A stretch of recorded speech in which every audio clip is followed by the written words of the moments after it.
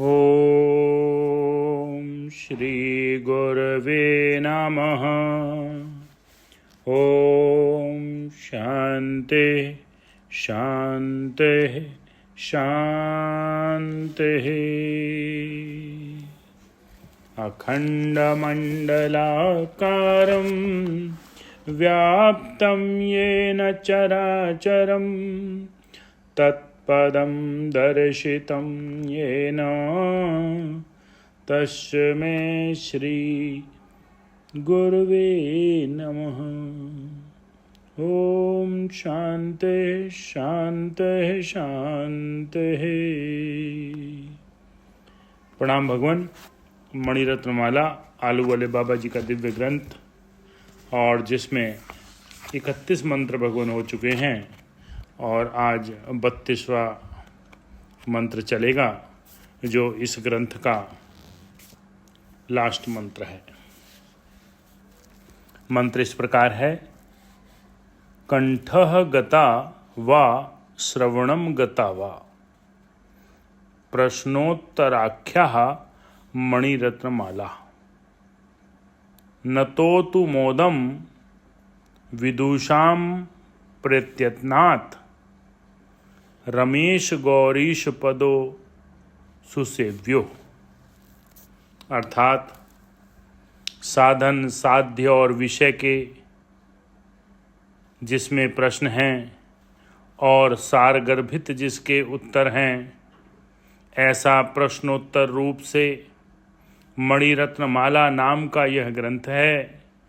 उसको जो कंठ में धारण करे, यानी पढ़े अथवा सुनावे, और जो उसे सुने और वर्ते अर्थात जीवन में उतारे, तो जिस प्रकार लक्ष्मीपति विष्णु और गौरी पति शंकर की सेवा से विद्वानों को आनंद प्राप्त होता है, इसी प्रकार आनंद हो। छप्पे दिया हुआ है।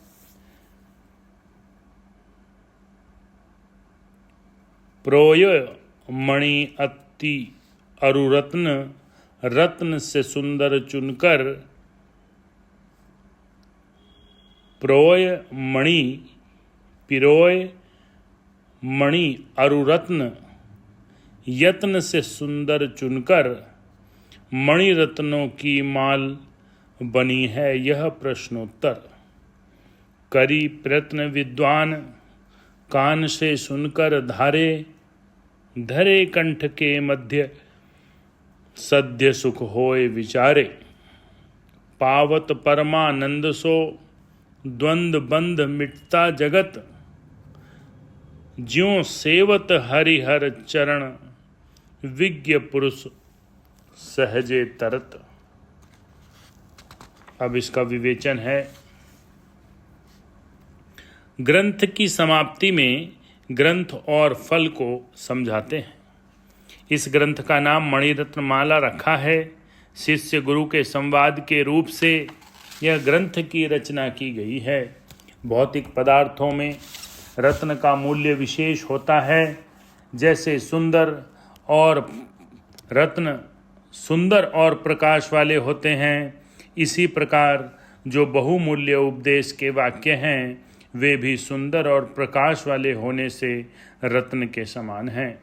जिस प्रकार श्रीमान के पास ही रत्न होते हैं, इसी प्रकार जिसके पास उपदेश रूपी रत्न होते हैं, वह भी श्रीमान ही होता है। भौतिक रत्नों से सद उपदेश वाक्य रूप रत्नों की विशेषता है। रत्न संभाल कर संदूक आदि में बंद करके रखा जाता है। रत्न चोरी न चला जाए, इसका भय रहता है। परंतु यह उपदेश रूपी रत्न इन उपाधियों से रहित होता है। काम क्रोध आदि चोरों को पास नहीं आने देता। सदुपदेश वाक्य रूपी रत्न एक समय प्राप्त होने के बाद कभी नहीं जा सकता। इसलिए भौतिक रत्न से इसकी विशेषता है। भौतिक रत्न का मूल्य जो जौहरी बता सकता है, परंतु इस रत्न का मूल्य किसी से भी नहीं हो सकता। इतना अमूल्य होते हुए भी जिज्ञासुओं को सहज में प्राप्त हो जाता है। मणि भी रत्न ही है। जो रत्न घिसकर गौण मणि की आकृति का बनाया जाता है वह मणि कहा जाता है। ऐसे घिसकर बनाया हुआ गोल मणि है और सामान्य आकृति वाला रत्न है। इस ग्रंथ में मणि और रत्नों के अनेक शास्त्रों में से अनुभव द्वारा चुन चुन कर माला के रूप में ग्रंथित किया गया है, इसलिए इसका नाम मणि रत्न माला है। आचार्य ने मुमुक्षु जनों पर महान करुणा करके इस माला को प्रकट किया है। इसमें साधन साध्य विषय का भली प्रकार से वर्णन है। मुमुक्षुओं को किस प्रकार साधन की आवश्यकता है, यानी क्या क्या ग्रहण करने योग्य और क्या क्या छोड़ने योग्य है, यह सब बताया गया है। मोक्ष की इच्छा वाले को मुमुक्षु कहते हैं और मुमुक्षुओं को थोड़ी बहुत अंतःकरण की शुद्धि करना शेष होता है, इसलिए उनके निमित्त जो विधि निषेध रूप आज्ञा है वह साधन कहा जाता है। साधन का करने वाला मुमुक्षु है और विषय परम तत्व है। साधन करने वाला साधक है, उसकी क्रिया साधन है और साधन से जो साध्य किया जाता है वह साध्य अथवा साधक का विषय कहलाता है। इस प्रकार साधक, साधन, साध्य त्रिपुटी के वर्णन सहित जिसकी अद्वैत में एकता हो गई है, उस अद्वैत रूप परम पद को प्राप्त करने के निमित्त यह मणिरत्न माला है। इसका अधिकारी वह पुरुष है जो इसे कंठ में धारण करके, कंठ में धारण करे। जो इस अमूल्य माला को धारण नहीं कर सकता, वह इस मणिरत्न माला का अधिकारी नहीं है। अधिकारी बिना उपदेश सफल नहीं होता, इसलिए जिस अधिकारी पुरुष ने इस माला को कंठ में अथवा कर्ण में धारण किया है, उसको जो फल होता है उसका कथन करते हैं।